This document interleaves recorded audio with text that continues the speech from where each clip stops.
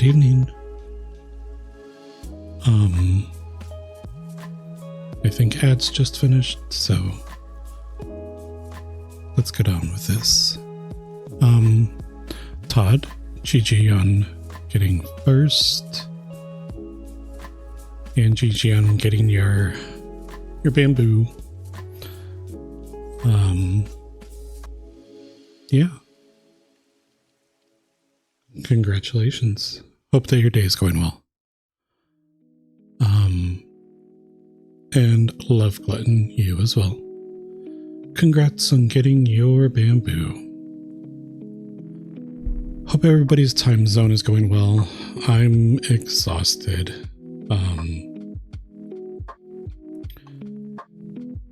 And I don't even know why. It's just been a day.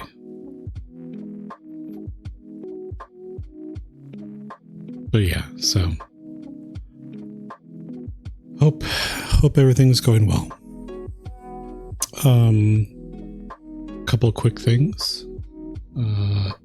If you are so inclined, any lurkers or VOD watchers, I know everybody here already knows about Becca. Please go check out Apothic Decay. They are currently playing some Hello Kitty Island Adventure, which I'm probably going to take a look at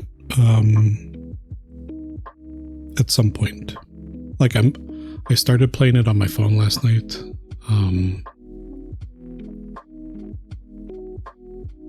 Because it's been in the Apple Arcade for a year or so, apparently.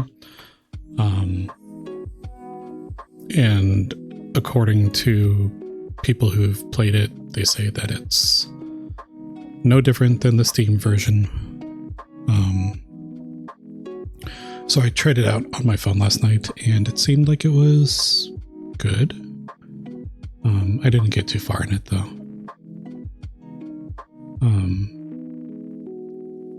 But from what I could see with what Becca's done in their playthrough so far, it all looks the same. So yeah, I'll check that out. I'm not sure how much longer I have in Beacon Pines, considering how long to beat says that it should take only 6 hours. And I'm pretty sure I'm almost double that by now. So that's something. But I'll find out. And if I finish it soon, then I'll switch over to something else. But otherwise, if not, then we'll just keep hammering away at this. Also, my going live mentioned Lemiao. So OMG Lemiao is someone who we raided not too long ago. Not too soon ago either. Like it's been a little bit, but we raided them when we were playing Coral Island, and it's a fun time over there. Surprise, surprise, it's another Canadian, because everyone, just Canadians all over the place, apparently.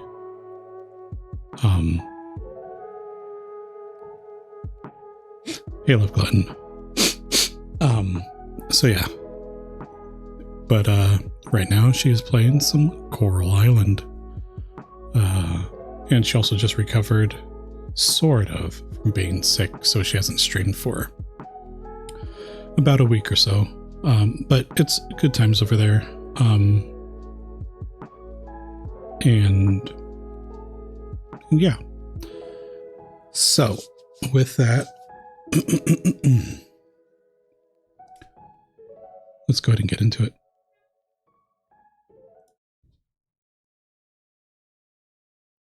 Let's pause that.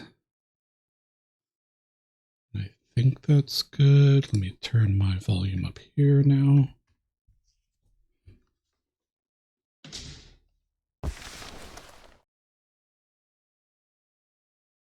And here we go.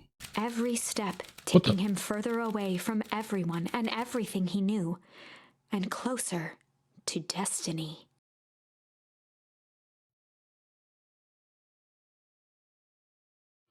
Okay, so it seems like when we the last thing that we did,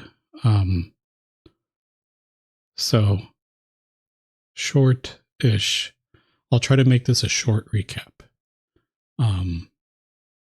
A lot of stuff has happened, yada yada yada. We're now on the timeline or the branch of the story where from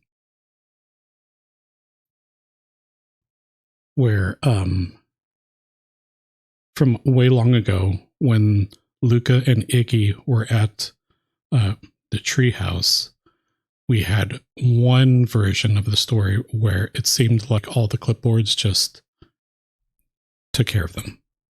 And that was the end of that branch. There's a different version now where we found a different charm that Iggy and Luca escaped from the treehouse and ziplined over to some place away from the town. But that place was covered in snow, which was odd. Iggy and Luca kind of walk around and they find a sign and that's covered in snow. They dust the sign off and the sign says Beacon Pines. So they're all sorts of confused because there's a town called Beacon Pines right next to their town called Beacon Pines. But this Beacon Pines is covered in snow. Iggy and Luca kind of make amends. They are no longer antagonistic towards each other, and Mr. Kerr arrives into the frozen Beacon Pines along with another character, not together. Another character named Nat shows up, who seems to be this mysterious, all-knowing character. Mr. Kerr comes in, William Kerr, and some of the clipboards. Luca and Iggy find the source, which seems to be just this giant hole in the ground where the fountain is in the town square. And Iggy and Mr. Kerr fall in. Luca grabs Iggy, and Iggy just says, "Hey, let me go," because then that would also kill Kerr. And the box of Iggy and Kerr and a box of fireworks that Iggy found, that Iggy had, would go down into the source, blowing it up, kinda. And so that's what Luca did. And so Iggy dies, Kerr dies, the fireworks go off, and then it kind of seals up the source. Nat appears and says that it's kind of something that's going to happen, that it's only sealed up for a little bit. And apparently that's where I ended, and that's where it's picking up immediately right here. So, and the box of fireworks was something that Iggy had mentioned way at the beginning of the game. He had buried a box of fireworks, came back later and couldn't find it. The reason why he couldn't find it is because the town had been replicated in a different location, but not the fireworks. So he looked where the fireworks were, couldn't find them because it wasn't the same thing. it wasn't the same town. Okay, so that's where we're at right now. And so Nat is saying that Luca is going to save the world. And we'll find out how. To be continued in Beacon Pines, Pines Harder. Revenge served cold. Ah, yes. Second time's a charm? Horrible. Wait, that's it? This ends with a crummy cliffhanger just when it was getting good? I was even starting to like Iggy. You can't like him anymore? Well, I guess you can. No way. I refuse to be associated with some never-ending parade of sequels. Let's go back and find something more definitive. Okie dokie. So let's see.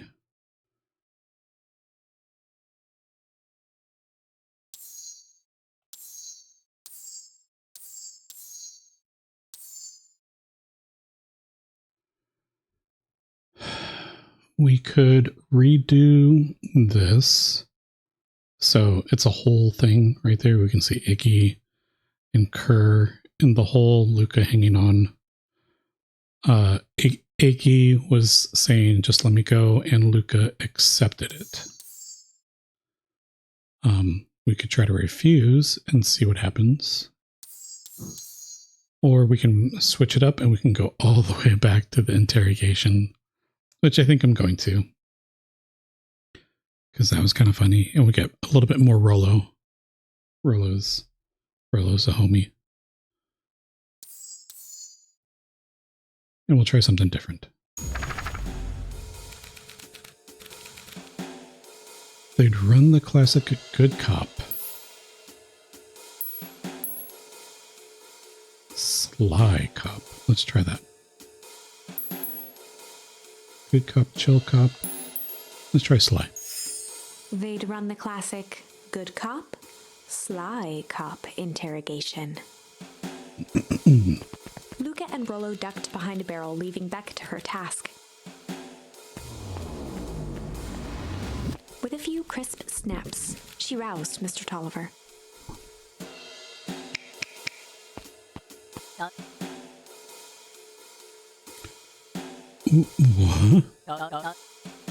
What? What's going on here? Oops. There. Okay. You're that Modewell girl. Please, call me back. Sorry about all this. Mr. Tolliver looked down and shifted a bit, testing his restraints. It seems there's been a mix-up. You see, I'm down here for the same reason you are. Juniper sent you here? Beck caught herself before letting the surprise manifest on her face. She'd already gotten him to reveal his relation to Gran. Sly. This was going to be easy. You know how Juniper is with her precautions. Operation Sparkplug has us all on edge. I guess she thought you needed some backup. But she sent a child? What better way to avoid prying eyes? Who would suspect a kid? I suppose that makes sense. Mr. Tolliver wriggled a bit in his restraints.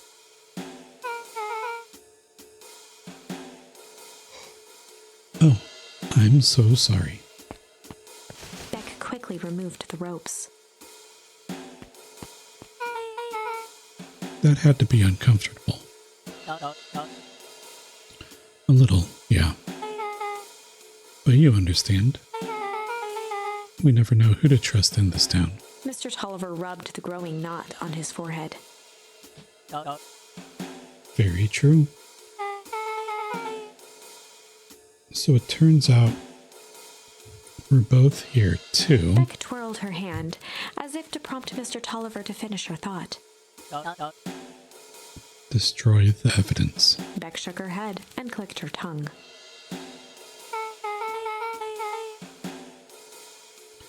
Yep, the old gal is nothing if not thorough.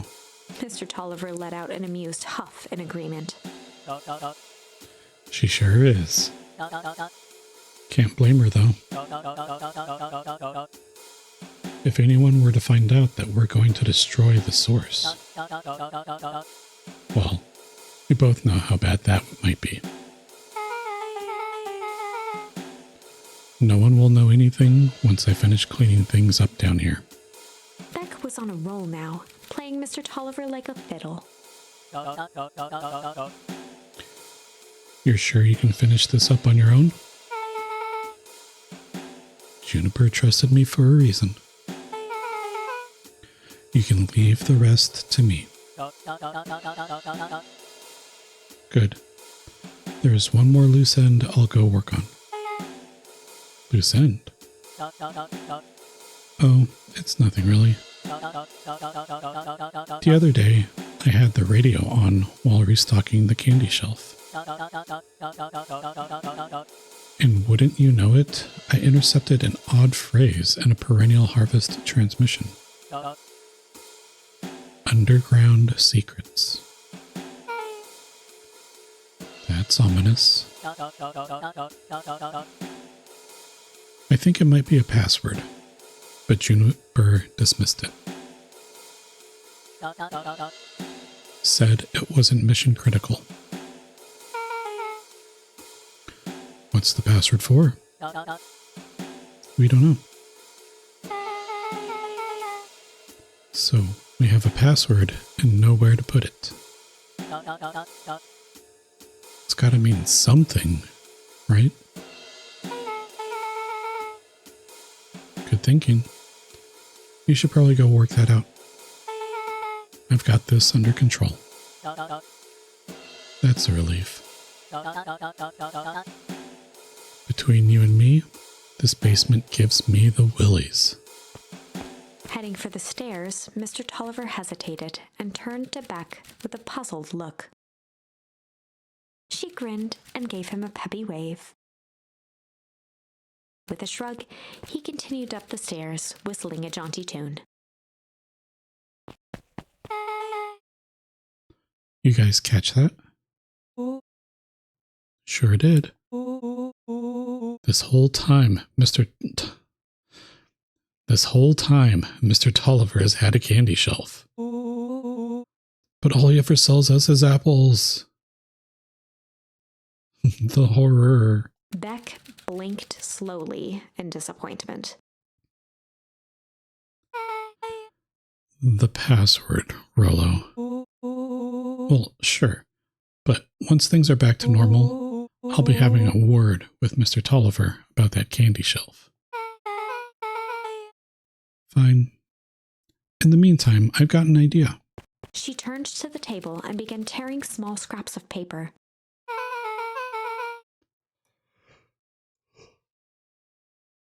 Ugh. He said he heard a password on the radio. A good spy transmission is never what it seems. Beck marked each scrap of paper and leaned back. We just need to find the hidden meaning. Okay.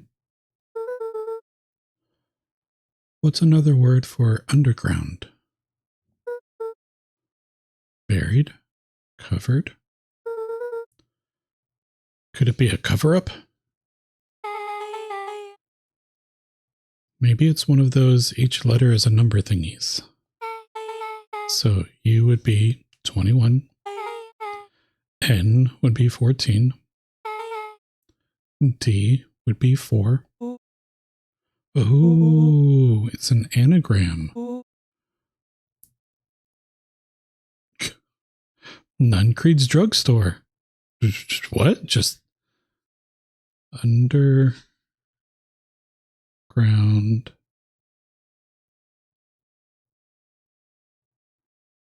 secret.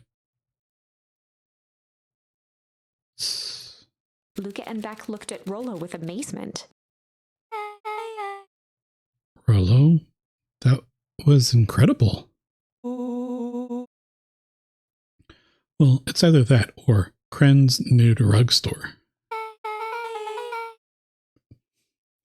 Yeah, I think you were right the first time. How did you do that? What can I say? I love ciphers. Well, I guess we know where to go next.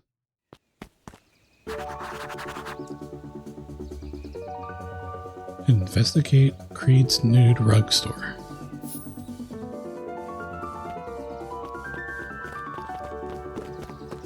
What the?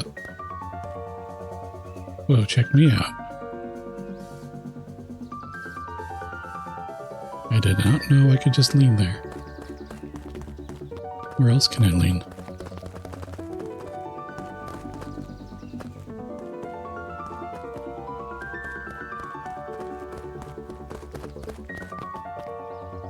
Ah.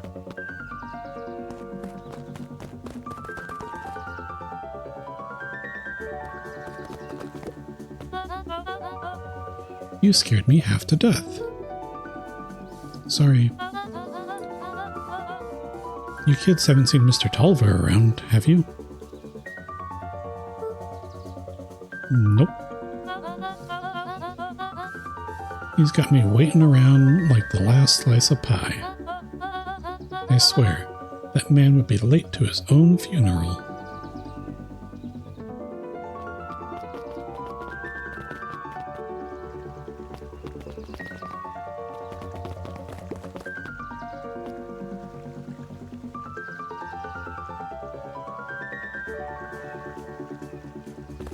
Cool.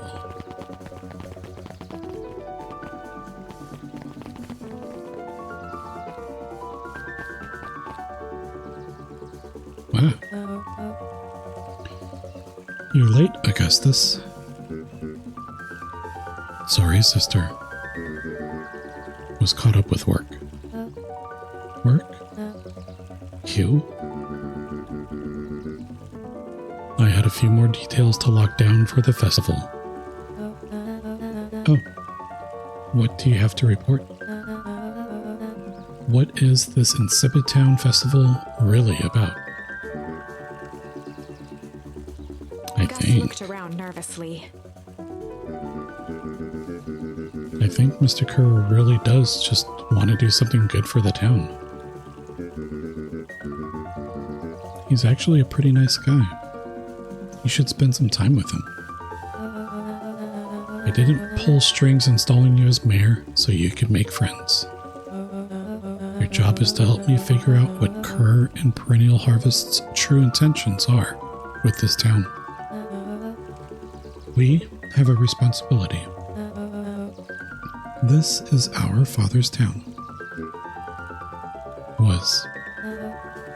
Excuse me? This was our father's town. He's gone, Eris, and he isn't coming back. Father left us with nothing but problems. Mr. Kerr came here and offered to help us. We accepted that help. We didn't agree to them turning Father's warehouse into a toxic dumping ground. That is just a temporary arrangement. The glow can be seen from our damned backyard. They are dumping their nasty little secrets on us. When this all inevitably goes wrong, who do you think will be blamed? Eris's cry hung in the air. We have a new choice to make now, sister. This town is going to change whether we like it or not. Are we going to choose to be a part of that future? Or be forgotten in the past? It's a shame. Father named you Augustus. But you will always just be a Gus. Good night, Eris. I'll see you at breakfast tomorrow. Walk, walk, walk, walk, walk, walk, walk. Burn.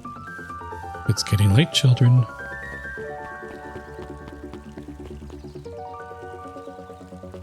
Let's get some foreshadowing.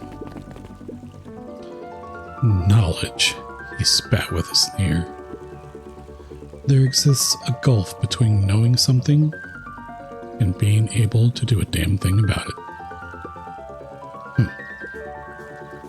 I do hate it when the villain makes a good point.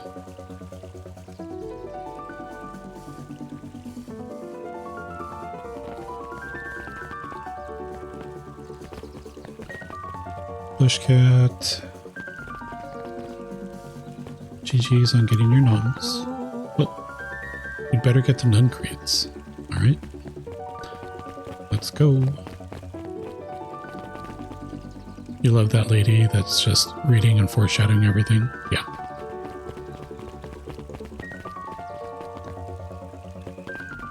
There was one time when there wasn't foreshadowing and I was all wondering what was happening. I had no idea. Solomon stood proudly at the entrance to the drugstore, holding a brown bag overflowing with black licorice. Licorice. Hey, Solomon. We're looking for Mr. Nuncreed. Is he still in there? Bushcat, hey. I'm afraid not. Then where'd you get that candy from? You might say, we have an arrangement. Solomon shoveled a surprising amount of licorice into his mouth. You happen to like black licorice? Then there's more for you in the world. The foreshadowing is great. It is. Todd, you can have my share of black licorice. Sometimes it's the small pleasures in life.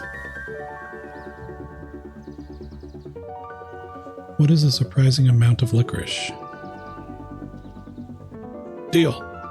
Deal it is.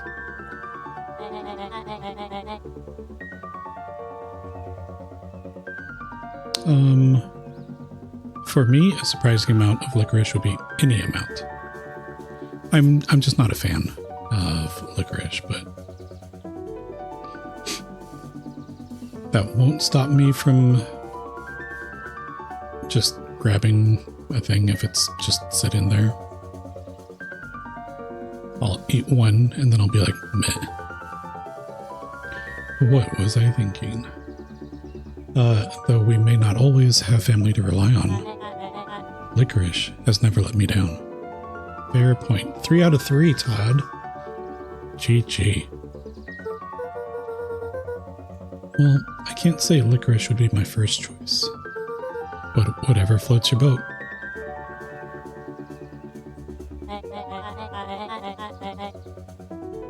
And Love Glutton. Wow. Just hitting those 3s tonight. You can tell a lot about a person by their choice of confection. Oh. Yeah, I guess. I like sour gobs. Wow, I'm certain you do.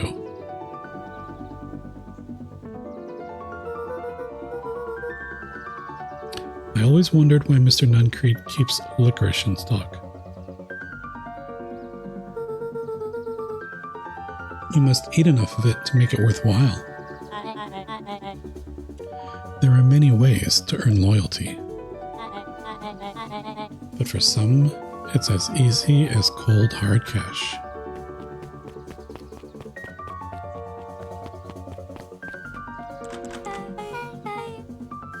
Well, he's right. It's locked. There's got to be more clues. Okay, let's see.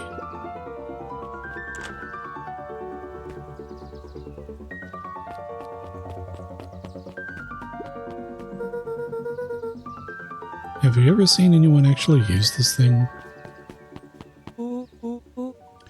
Besides Mr. Nuncreed? No. Beck cupped her hands on the glass to peek inside. Why'd you need to do that?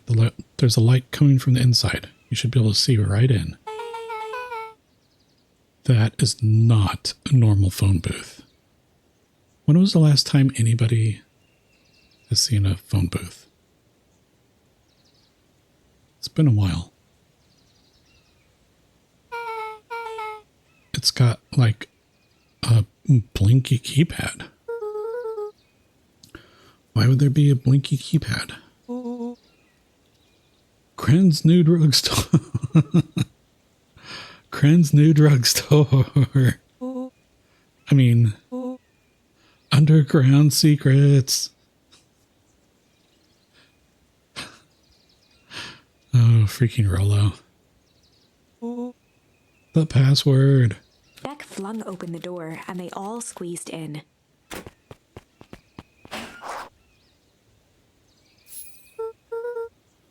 All right, let's see here. Luca cracked his knuckles and entered the letters into the keypad.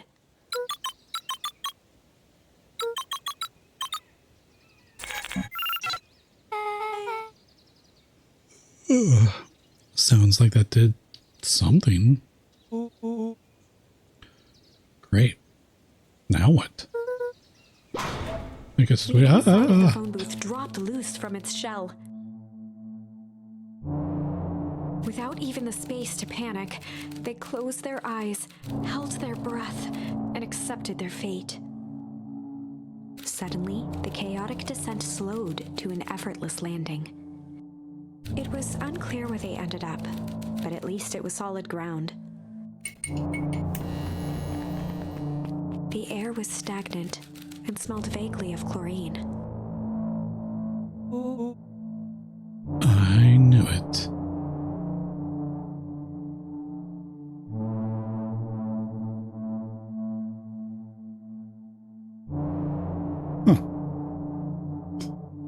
Coincidentally, that's the title of the stream.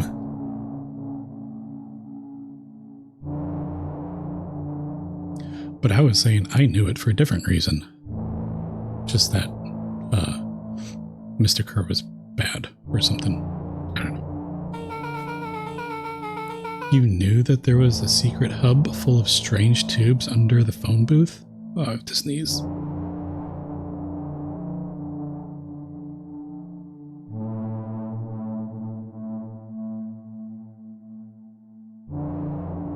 Oh my god, okay. ... Of course I did. Didn't I say that? No. I definitely thought it. Luca, do you remember when I said how cool it would be if the trans-dimensional conduits from Hank Atomic issue number 12 were real? Rollo, at one point or another, you've said that about every technology ever discussed in Hank Atomic. That's why I'm such a good predictor. It looks like each of these has something written on them.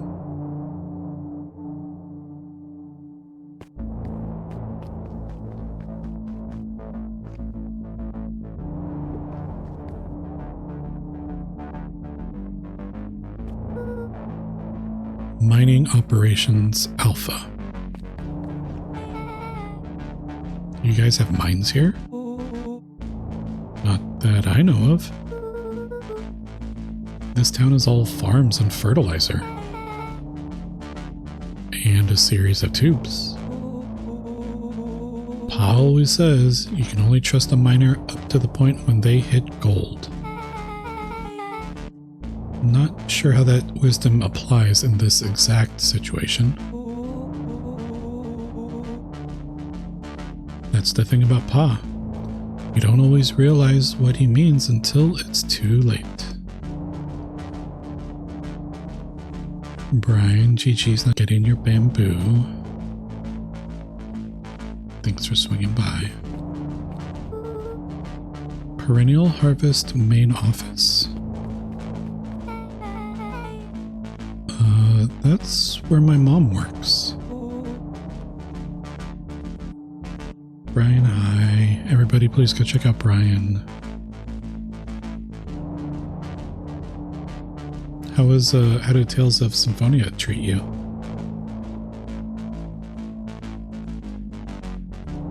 Hopefully it went well. I had you up, and then what happened? Like, I just got caught up in work again, and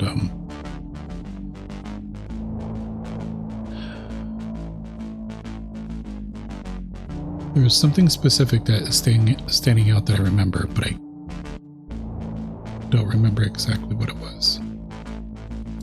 Either way, I hope it went well. Science stuff. Tales of Symphonia was great today. Had another big plot twist. It was a lot of fun. Excellent.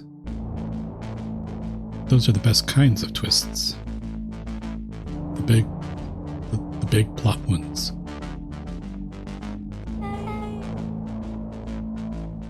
We just moved here. How could she be involved? True.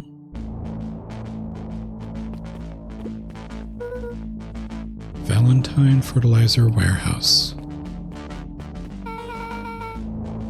Isn't that where you almost got snatched?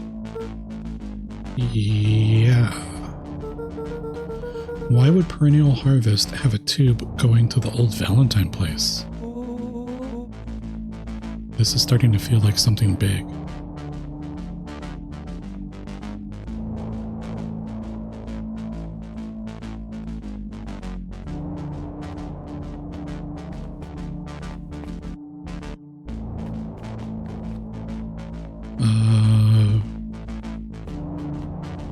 Yeah, I think it's like a 2-minute cooldown. I think. Can I go in these? Oh. This suit has a broken mask. This is the one that you smashed. Smashed in the face. So, have we found ourselves a mystery warehouse creeper? We've at least found their hazmat suit. If it walks like a Nuncreed and talks like a Nuncreed, let's not jump to conclusions. Just saying.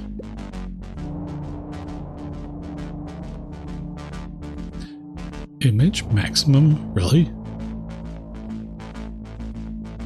Huh. I would have thought it stood for some other, like a 4-word thing.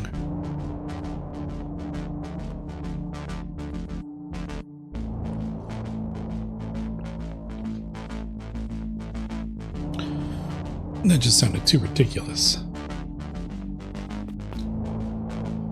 Image maximum. I guess if you think about when IMAX came out,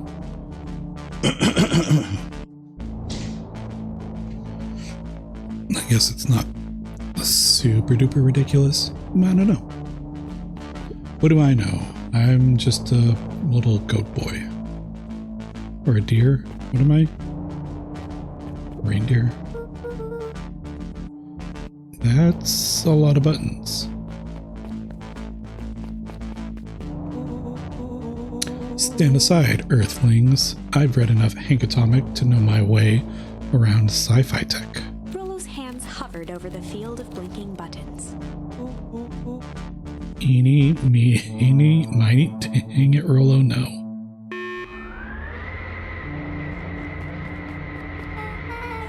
Rollo, what did you do? Nothing. I didn't even mow yet. What was that? Hide. Yeah, where? There's nowhere to hide. There's nothing but weird tubes down here. Just get back.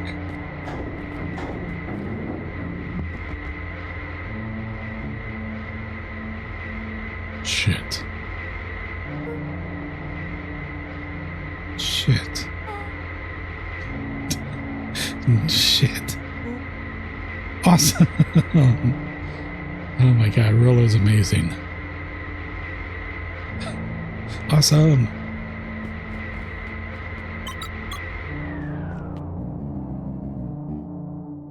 You all need to come with me now.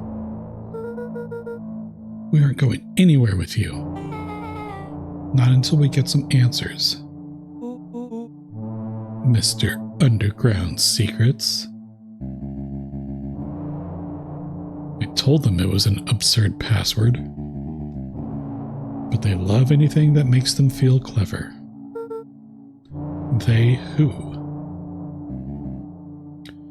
That's no matter. If I can keep you hidden until after the festival, I might be able to save your skins. We don't care about our skins. What? I would care about my skin. Hold on now. I like my skin. This all stops now, Nuncreed. Joseph waited for a moment in silence. Joseph? His name's Joseph? Joseph Nuncreed?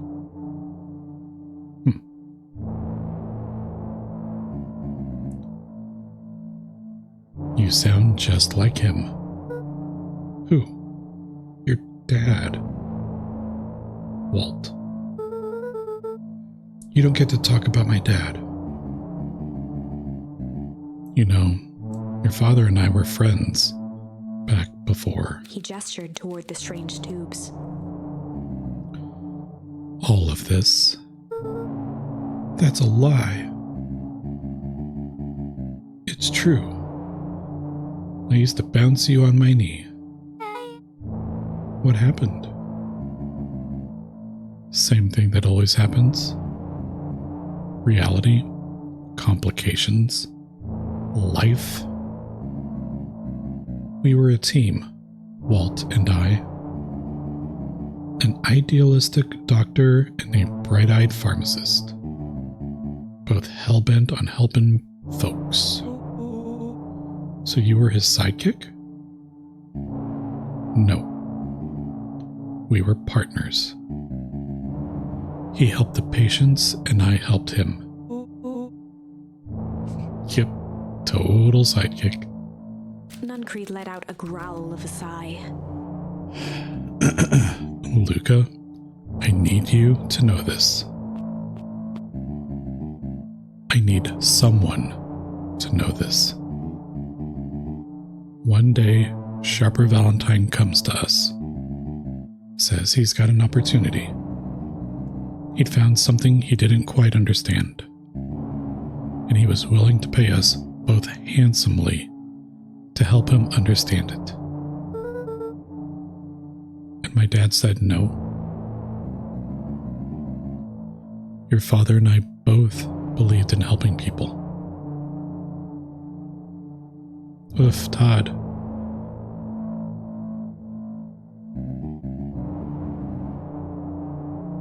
But the thing I could never get him to understand was, it's a lot easier to help others if you help yourself now and then.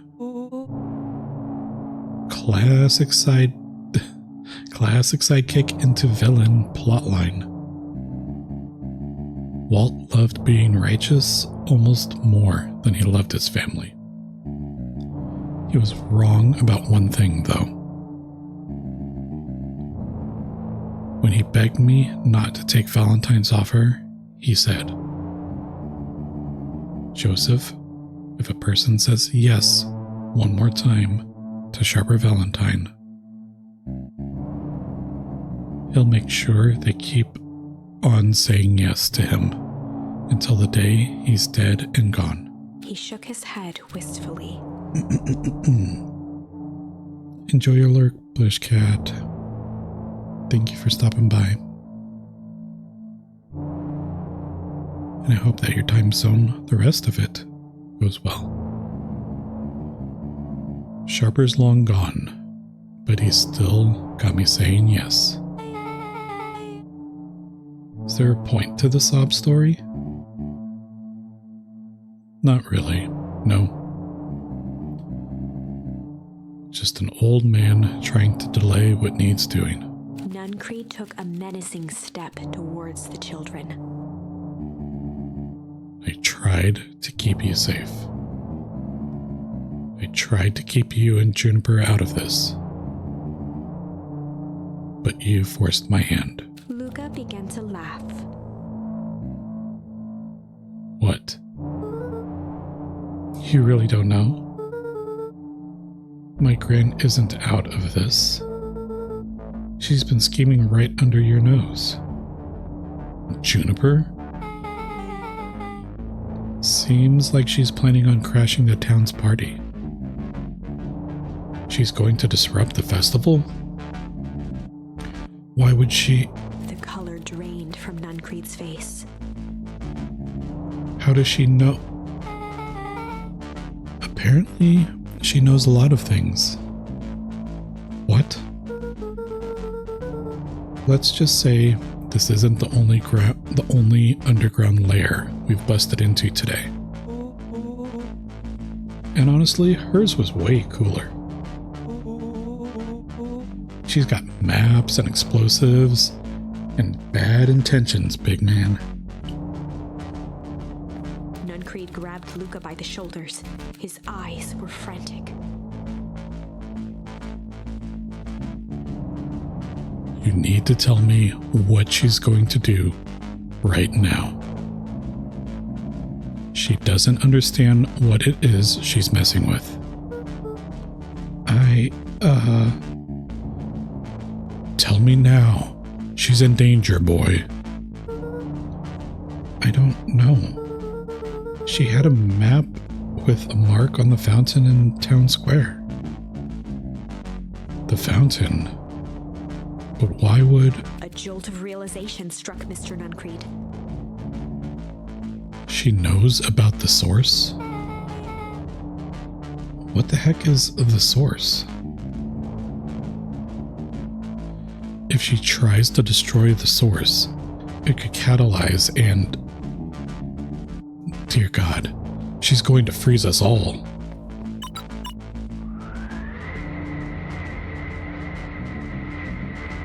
You all need to run. Run where? Away. As far away from this town as you can get. Head west and don't look back.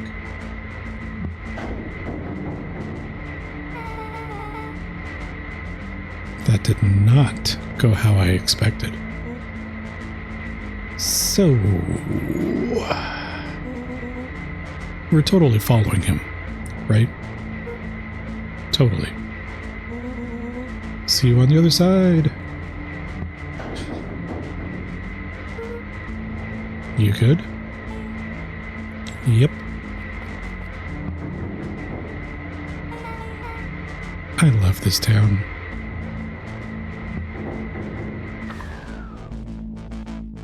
Chapter 8. The Cold, Hard Truth. Dun dun dun. Beck leapt up, allowing the suction to yank her into the dark. Dimness eclipsed around her like the shutter of a camera as she seemed to cover great distance in mere moments. Her only points of reference were glints of upcoming turns, which approached with frightening speed, only to carom her gracefully along. Carom?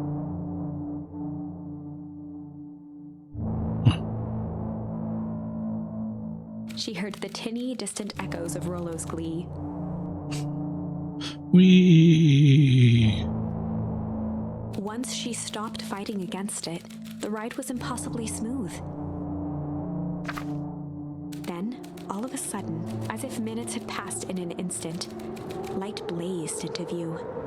A burst of wintry air snuffed across her face, and she was flung out into the cold.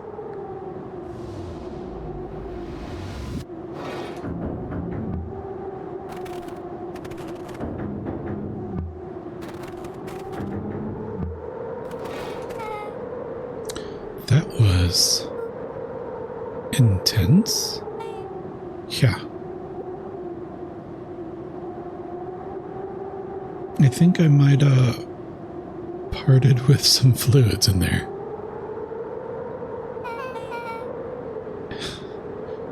any idea where we are? Somewhere cold.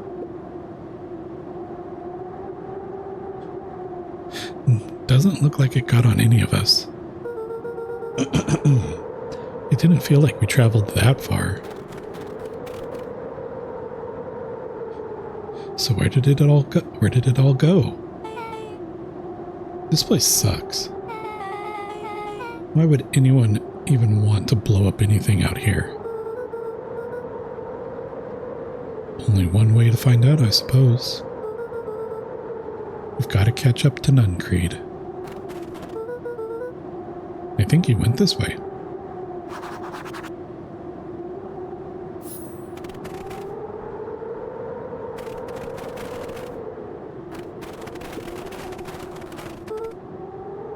This looks familiar. Yeah. Maybe we can clear off the snow? No time. Nuncreed's getting away. No time. Ha! There's time right now. Oh, give me the... You're really not going to let me do the big reveal?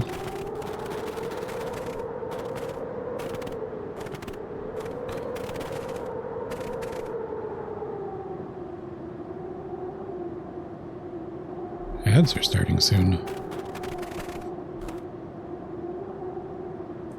It's like 5... I should change that so that it doesn't come up until a little later, like. Because I think that's like 5 minutes. Okay, this is starting to feel really familiar. I may not be the most well-versed on all things Beacon Pines, but this does look like some sort of frozen replica of town. Ah, I got it. It's so obvious now. Mr. Nuncreed is an alien. Rollo, stick with me here. His species can only live in sub-zero temperatures. Oh boy, here we go. The source is their base camp dimension, so naturally they keep it cold. We found it by traveling through those metallic wormholes back there. The final objective? Kill us all and shapeshift into a Beacon Pine citizen of their choosing. You never really had me, but you very much lost me there. You get used to it. We should keep moving. Wait. Fireworks. Piggy's fireworks. Dang. Fine.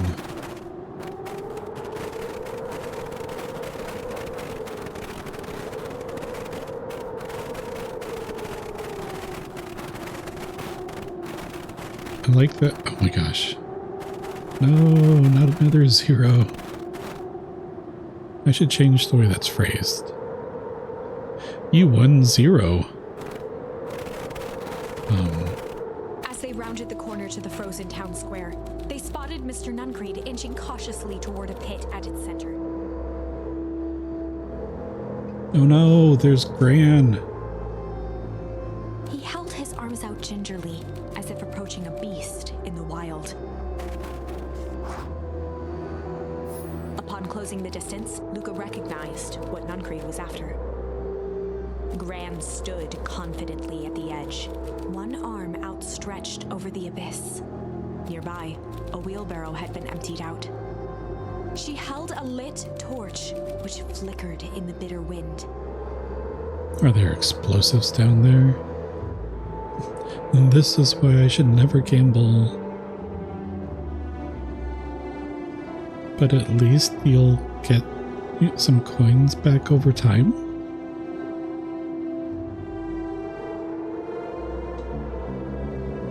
Juniper, I don't know what you think you're doing, but I assure you, this is not going to solve anything. If you drop that, you've doomed this whole town. Oh, it wasn't me who doomed this town.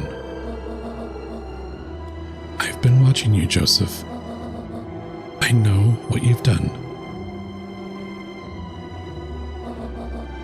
You and your co-conspirators.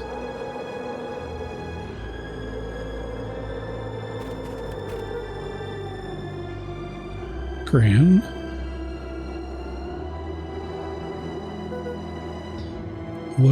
What's happening? What's happening is that there are going to be ads in 15 seconds. So I am going to wait until after ads are done before continuing on. So, I'll take a short 3-minute break and I'll see you soon.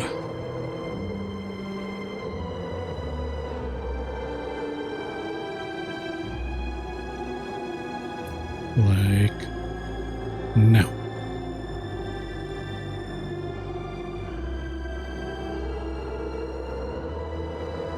Ads starting now.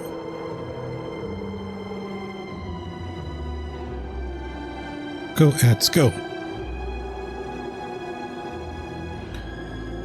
Okay, fine. I mean,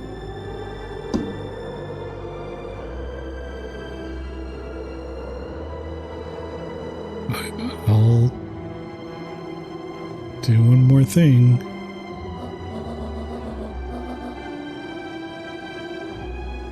Luca, you and your friends need to leave right this moment.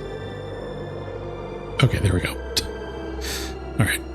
We will find out what happens right after this. Now, a word from our sponsors.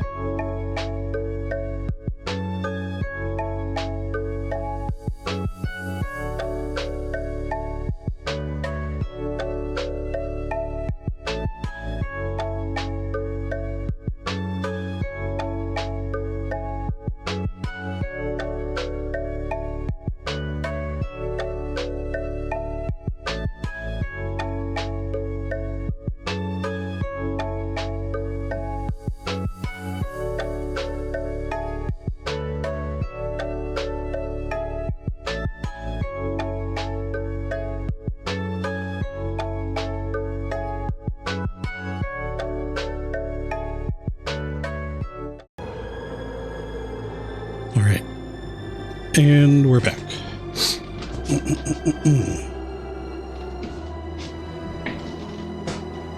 Woof. Ugh.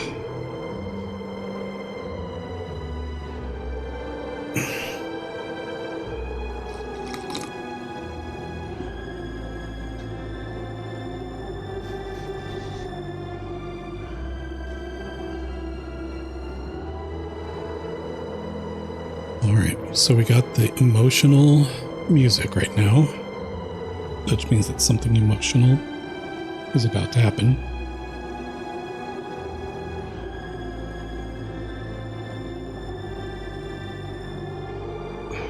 Let's see.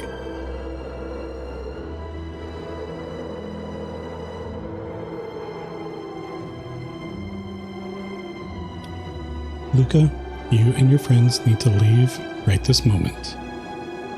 Mr. Nuncreed turned back toward the kids, desperation in his eyes. Listen to your grandma, Luca. This is between me and Juniper. Rollo and Beck held steadfast in awe. Luca approached closer. Mr. Nuncreed spun back toward Gran, his voice growing louder. You've got it all wrong, Juniper. Just hand over that torch. You don't understand what you're doing. How could I possibly trust you to do the right thing? Walt told me everything. He trusted you, and you betrayed that trust. Luca, did you know that this man's entire life is a lie? Yay, Bushcat, you hit that 2 out of 3. You doubled your coins. At least your wager. If it weren't for him, your father might still be alive. Mr. Nuncreed winced with anguish. His voice hardened. That's not true. They both now yelled, not to each other, but at fate itself, making their peace with long-held burdens. The wind howled with encouragement. Walt was like a brother to me. We just had different ideas about how to effect change. Very convenient that your way just happened to line your pockets. No, that's not fair. They menaced at each other, both catching their breath. The moment balanced on a knife's edge.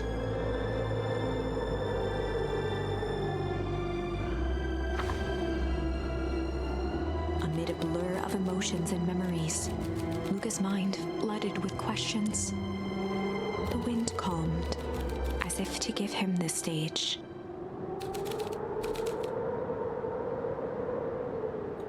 And in the stillness, he began to hum. And in the stillness, he began to hum. After the death of his father, Luca had trouble sleeping. Each night, his mother would sit at the foot of his bed and hum a gentle melody. It was the only thing that could calm his mind. The only thing that, however briefly, could make it all seem okay. That melody pervaded every memory Luca had of his mother.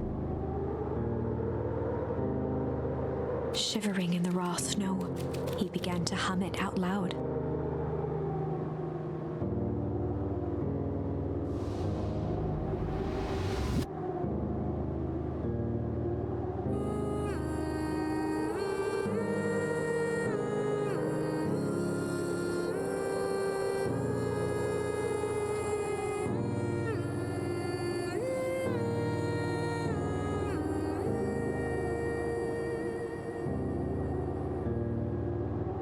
Gran lowered the torch, listening closely. Balloons and hay. Good morning. Hope that you're getting caffeinated and having a good time zone. Let's see, it is, what is it, 4? Or is it 5?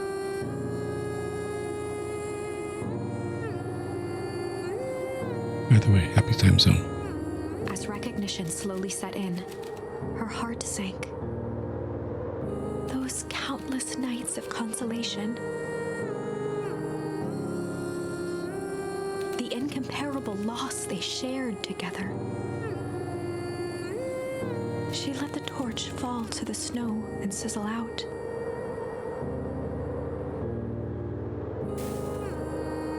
A few steps toward Luca was all she could bear before dropping to the snow herself.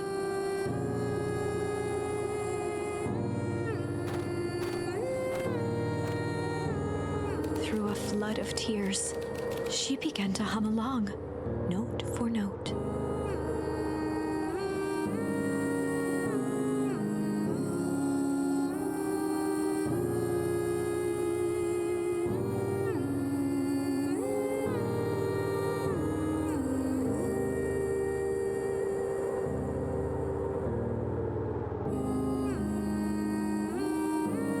Luca lifted his head in astonishment. The last time he heard that melody was the last night he saw his mother.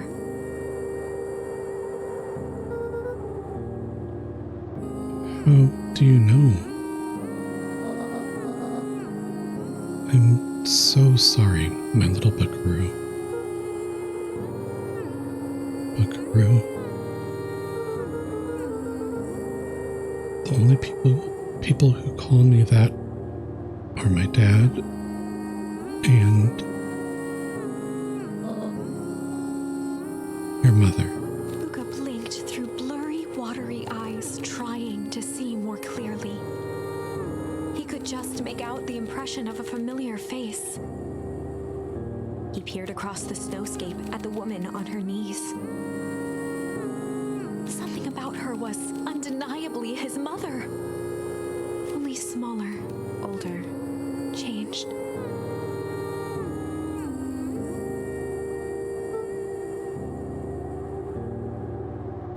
Mom? That's right, buckaroo. Oh, because she touched the stuff that makes you age faster.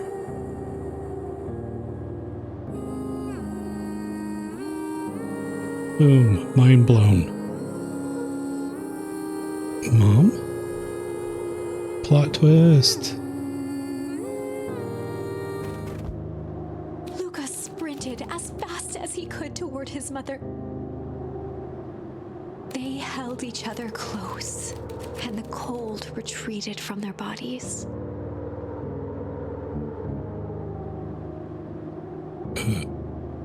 Eleanor? I thought you were gone?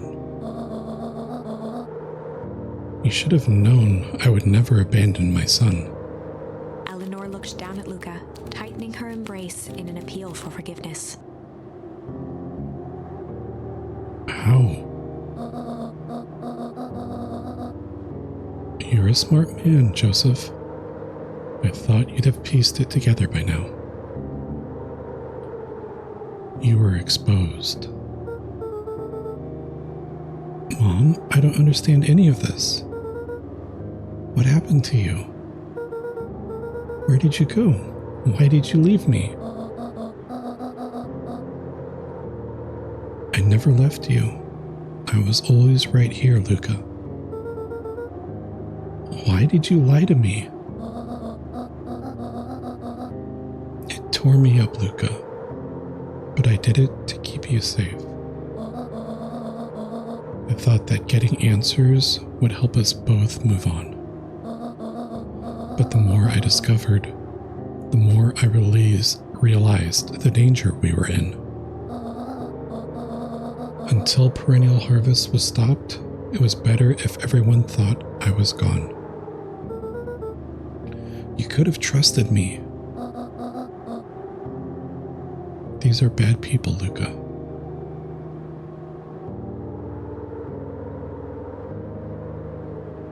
You're doing well? Good, good. And getting caffeinated soon. Also, very, very good. And yeah, almost 5. Just about in a minute or so. They won't stop until they get what they want. And they don't care who gets hurt in the process. Then, what do? We have to stop them. Joseph slumped into the cold, wet snow. They can't be stopped. This is too big.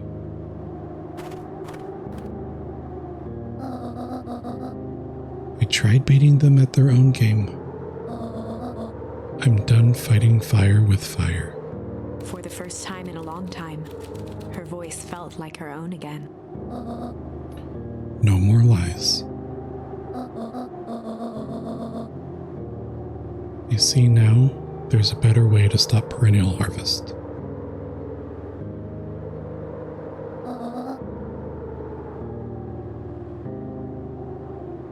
The cold hard truth. Luca gazed down at Nuncreed with pity. He looked small.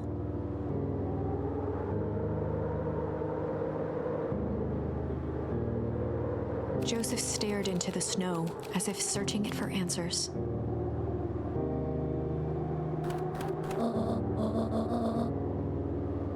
Come on, everyone. We've got a party to crash.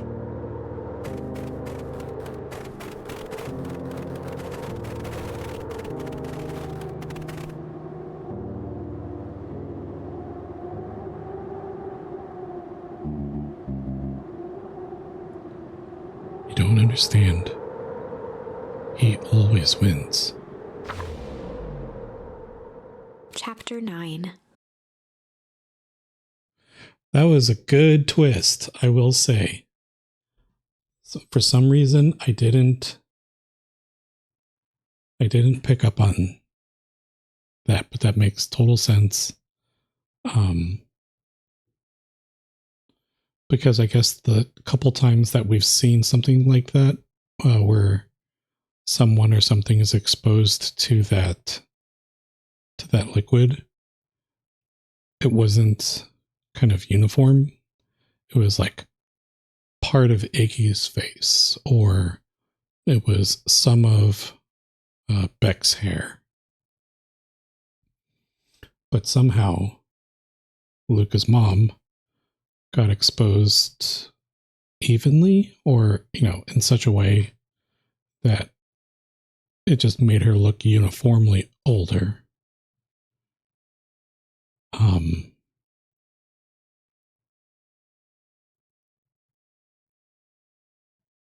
Man, that was good. The devil you know. 7 months ago. And this will probably be the last chapter, because my wife had to go out and do something, but she will be back in a little bit. And, she's still kind of recovering. So hopefully I can finish this in time. Eleanor Van Horn crept down the maze of sterile hallways under perennial harvest. She stopped in front of the large steel door marked Deep Engineering. No turning back now. She raised a trembling hand. The stolen keycard worked as promised, and the door buzzed open with mechanical efficiency. She was immediately hit with the smell of disinfectant. It was some sort of laboratory. In one corner was a desk covered in papers. Across the room stood a tall metal pod with hoses protruding from its base. She rushed to the desk and began shifting through the piles of papers. They were experiment reports on something called Tempest liquamen. There were dozens of them, every one stamped failed. Eleanor heard the sharp echo of footsteps approaching. Coffee time. Enjoy your coffee, Blinson. She was out of time. I hope it is delicious. Her eyes scanned the room, eventually landing on the strange pod.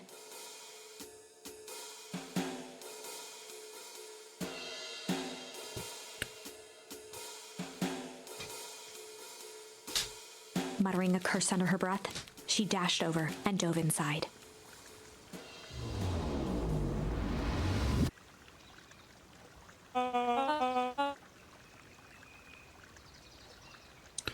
And that's what change is all about.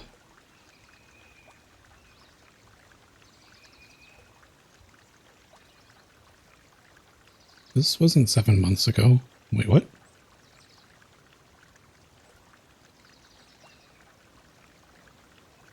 And where's Luca and Peeps?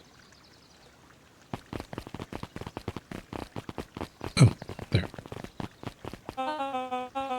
Grabbing the future by the scruff of the neck and making things happen. Change is a choice. I am tickled pink that we will all be making that choice together. How great is that? This man is a liar. Excuse me? I will not. This town has a dangerous secret, and perennial harvest only exists to keep it hidden. Nonsense. They picked up the whole damn town and moved it right under our noses. You aren't making any sense, dear. Mr. Kerr addressed the crowd with a sarcastic tone. Imagine such a thing. It's absurd. And just plain impossible.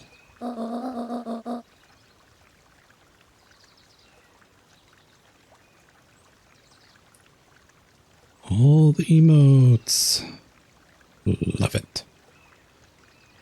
So much good coffee emotes. They told us they would clean this place up. We just had to leave town for a few days. But while they had us evacuated, Mrs. Hartford, I'm afraid I'm going to have to ask you to. You're afraid of a lot of things, aren't you?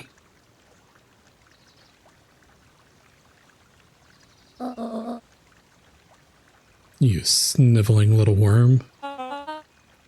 This is growing tiresome. A little help, please. Don't you all see? This festival is a sham. An excuse to have the whole town gather in one place. They're planning something awful. I don't know what, but these people are wicked. Don't listen to her. She has absolutely no proof. I am the proof. I'm Eleanor Van Horn. Whispers filtered through the crowd. Well, aren't you just sneaky as the dickens? We all knew Valentine's fertilizer was too good to be true. And now this whole town is paying the price. Ladies and gentlemen, I am so sorry about this disruption. My associates will take this obviously disturbed woman somewhere comfortable so that she can get the help she needs. She's not the one who's disturbed. You two-timing clown.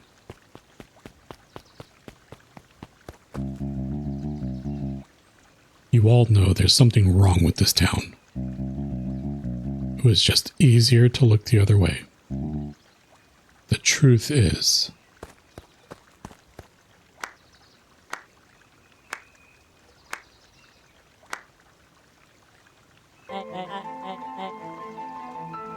that's quite enough, Mr. Nuncreed. Torment dragged on Joseph Nuncreed's face.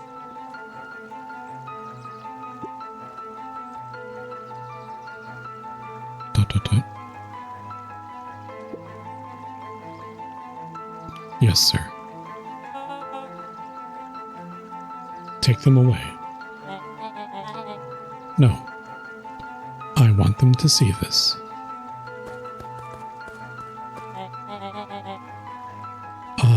The ever tempestuous Eleanor Van Horn. You've been quite the thorn in my side. Like a weed that's burrowed in where it doesn't belong. I must confess, you look dreadful. He paused for a moment, plucking a piece of fuzz from his sweater and discarding it to the ground. Consider yourself in rare company. You've managed to pull one over on me. It won't happen again. I knew you had some sort of plan to disrupt our little party, but alas, I expected something a bit more impressive than incoherent rambling. No matter. Your failures are yours to bear. Mr. Kerr? Yes, sir. It's a shame it was cut short, but thank you for that rousing oratory. I will take it from here. Yes, sir. Of course, sir. You have done quality work for me, William. You can look forward to the recompense we agree upon. Kerr gave a bow of deference. Founder, you are most gracious. Gasps rippled through the crowd. Thankfully, we can dispense with the formalities from here on out. Solomon pulled a glass vial from his pocket. In one smooth motion, he downed its contents. A triumphant smile grew across Solomon's lips. You can all call me Sharper Valentine. His body and face began to contort and expand as he disappeared into a belching green mist.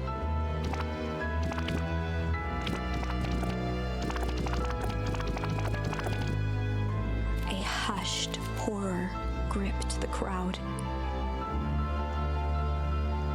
This is a story about change. Plot twist! What? No. Ah, so you didn't see that coming. Good. Sharper examined his new hands. Well, this is quite the improvement. Everything looks so much smaller now. Eleanor was right about one thing. This festival was a ruse. I wanted you all to witness my glorious return with your own eyes. Why does everyone look so downtrodden? This is a celebration, people. Maybe it would help if we set the mood. Mr. Kerr, be a dear and reveal the sign.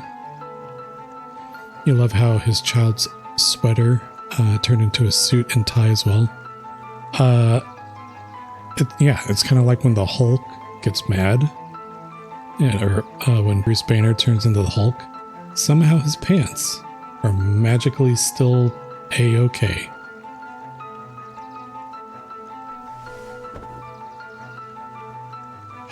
Sharper Valentine Festival. Ha, wonderful. Sharper choked out a crude squawk of a laugh. Ha! Frustrated grumbles sprinkled through the crowd. Grumble, grumble, grumble. Sharper? Sharper? You malicious bastard. Malice. I'm glad you're back, so I can tell you to your face. You destroyed this town. We ain't gonna let you get away with it again. Sorry, this is not the time for audience participation. Some assistance, Mr. Kerr? William Kerr gave a subtle nod to the clipboards. You coward. Does anyone else have something to contribute? A helpless quiet settled over the crowd. I thought so. Did you all truly believe you could be free of me? A town of complete and utter fools. You people should be celebrating my return. Not gonna lie, he is a handsome doggo, despite all evil in that. Yeah, he's very, it's like when you have it's that fitted suit. I can fix him. Oh no. Not again. Oh man. Thank you, Todd.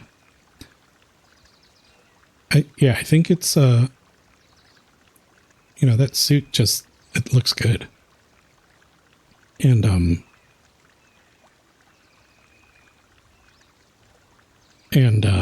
yeah, he definitely looks better than being the little tiny kid person. 1 second.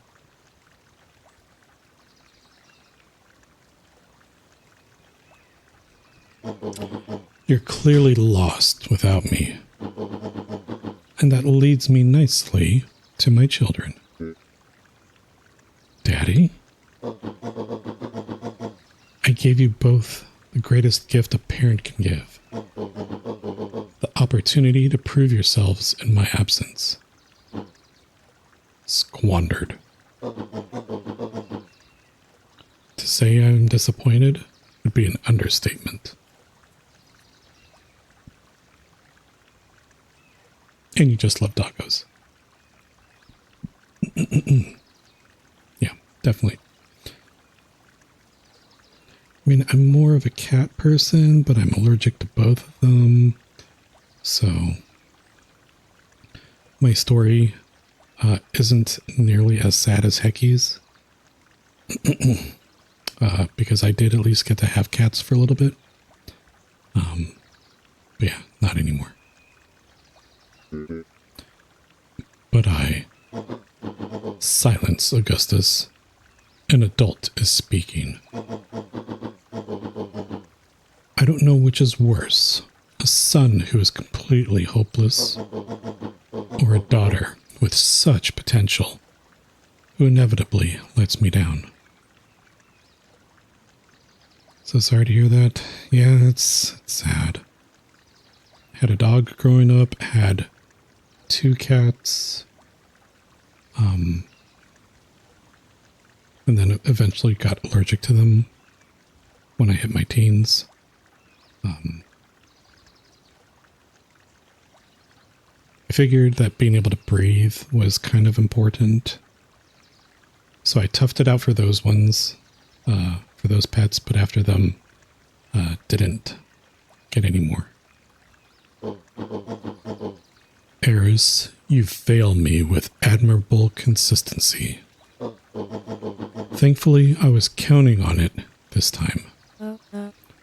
Father, I have been wasting my time, my dear. that you're allergic to both too. You did have a dog that was hypoallergenic when you were a teenager, into your late 20s though. What kind of dog was that? I've heard mixed things about that, like poodles supposedly are hypoallergenic. That's a valid reason, I guess. Being able to breathe, I mean, it's kind of... I mean, there's probably ways around it. I'm shaking my head. No. Yorkie Poo, Yorkshire Terrier, and Poodle blend. So Poodle would definitely be, or, would be, and Yorkshire Terrier is also kind of. And then when you combine with their powers combined, they're super duper hypoallergenic. What have you accomplished? I was focused on cementing our legacy. Legacy? Who needs a legacy when you can just live forever? But what about... It's all right, kiddo. I'm afraid you'll suffer from a complete lack of imagination. There's just no helping it. Now then, where's Joseph? You didn't take the opportunity to slip off, did you? Ah, there he is. Everyone should give him a hand. None of this would have been possible without Joseph. I think you've said enough. Nonsense. The people deserve to know how helpful and loyal you've been. I only did what I did because he left me no choice. You always had a choice, Joseph. You were simply too weak to take it. No matter. Cheer up. You are about to be rich beyond your wildest dreams. You should follow Mr. Kerr's example. When I found him, he was in a sorrier state than any of you. An aging actor desperate to recapture his youth. He played his part, and soon he'll be able to play the leading man again. Forever, in fact, if he remains loyal. That goes for all of you. Well, those who haven't already frittered away my goodwill. Beacon Pines is mine again, and I am willing to share its spoils in exchange for absolute loyalty.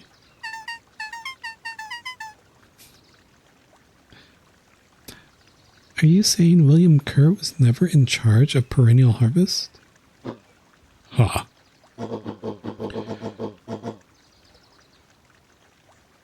What's that word? You think a puffed up blatherskite could have accomplished all of this? Dawn, I suppose it's time for your big exclusive. Sharper addressed the crowd with indignant pride. He'd planned this moment for so long that now, at the deed's fruition, it almost felt frivolous. You see, I needed a figurehead to hold things down while I orchestrated my return. Someone to misdirect, lie, and bilk this town for a spell. So I invented William Kerr. Take your bow. You've earned it. Mr. Kerr flourished a preposterously elaborate bow.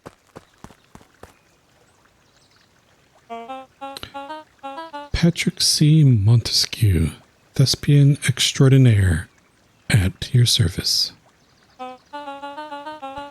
Founder, I just want to thank you again for this opportunity. It was truly the role of a lifetime. Wait, so this Bill Kerr Was it Patsy? Was it Patsy this whole time?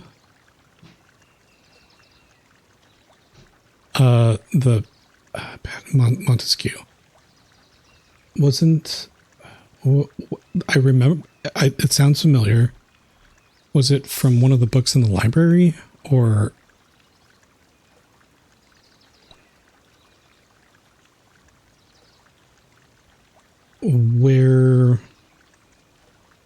Where was the name from? Right, okay, yeah. There was a book on acting written by him in the library. Got it, got it. And he's a patsy. Now that your secret is out in the open, what's to stop this town from rising up against you? Oh, that's the delicious part. Fear. Thanks to our clipboards, I know what each and every person in this town fears most. And I will make those fears manifest for anyone who steps out of line. The choice is simple. I'm not afraid of you. Ha. The young hero. Also, Bilker is a dishonest person who cheats others out of something of value. Bill Kerr. Bilker. Okay, got it. This Bilker was a patsy. And the Montesquieu. One second. I heard stuff fall downstairs. BRB.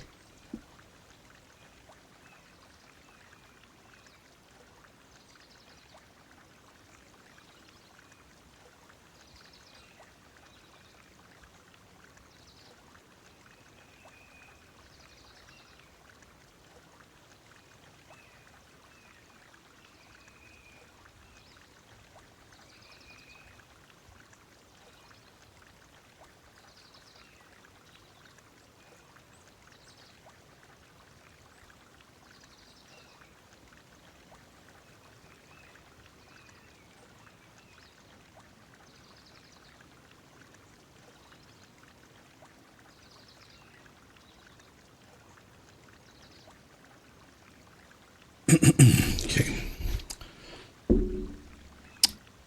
Ha, the young hero. I've kept a keen eye on you, boy. You and your friends made a habit of disrupting my plans. Everything good? Yeah. My wife got home and something just fell. It's possible that she walked past something and then it kind of shifted it just enough to where it fell down a little bit after. So it seemed like it fell by itself. But yeah, everything's good. And you might hear my wife coughing or sneezing in the background. So, hopefully this chapter is done and then I'll call it, but yeah. But yeah, everything's good. Thank you for asking. What a pity. If things would have gone a bit differently, you might have had your moment of triumph. But that's fate for you. You can't do this.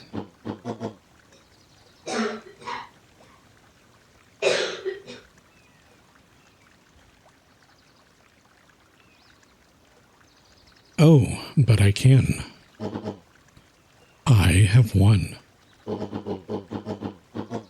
Never underestimate what a great man can do, given time. And now time is my plaything. Perhaps the most expensive thing I've ever bought. But well worth it. Sharper coughed up one final laugh and cracked his knuckles. Ha! Ha! Crack, crack, crack. Enough chit-chat. Let's get to work, shall we? And so, Sharper set about remaking the town in his own image. The fertilizer factory soon reopened for business. Sales rose steadily as more and more farmers across the countryside began to swear by its miraculous properties. Beacon Pines became famous. A secretive town that, for the right price, shared its gifts with all. Gifts that became more and more necessary in a world where winters grew longer and longer. The end.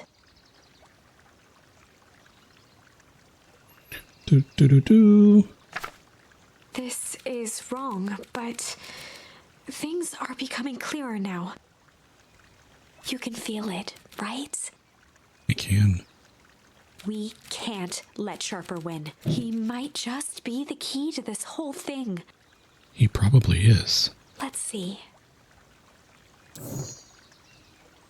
Okay. So this is probably going to be the best spot to call it here. So, we'll have to find out what we can do to stop Sharper Valentine. Let's switch over to here. Let's get some of the sweet lo-fi jams going. But yeah, thank you everyone for stopping by. It's getting so good. Thank you for the stream. Thank you for the stream. Appreciate y'all. I appreciate you, Balloonson. Thank you so much. Todd, thank you. Love Glutton. Thank you for being here. Appreciate it. Appreciate you. But yeah, you know, it's getting good. A couple of those twists were definitely twisty twists. Was not expecting some of that. So,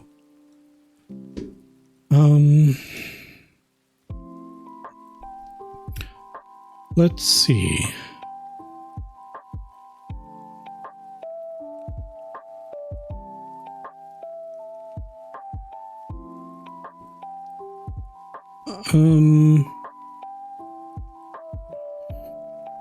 I guess I'll let you guys decide. Do we want to see some Coral Island? Oh, we just raided Tormust, so probably not that. So let's see. Coral Island. Let's see if there's anybody doing Beacon Pines.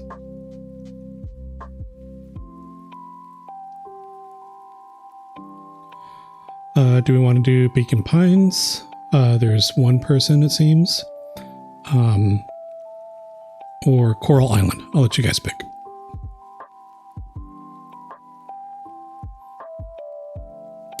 Thank you for the stream. Thank you for being here, Bushcat. I appreciate it.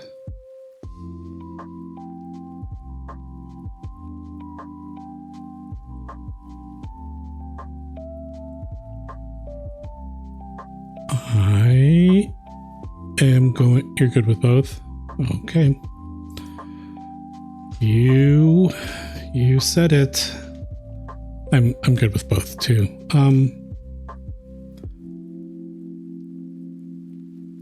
Oh yeah, doesn't Firebot have a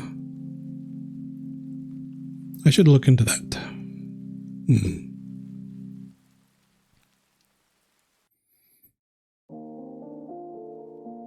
Oh, I mean, I'll look at it later.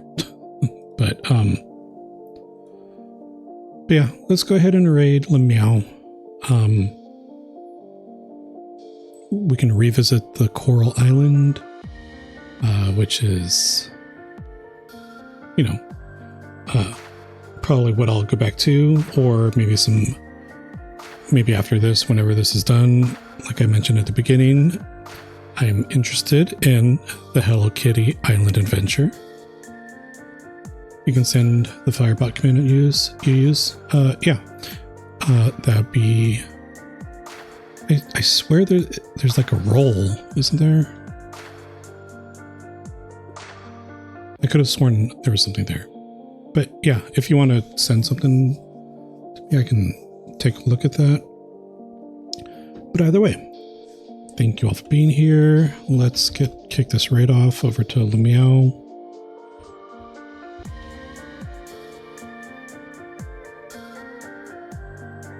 There we go. If you would like to follow along on the raid, that'd be outstanding. I know that she would appreciate it. And, you know, we got some raid messages there.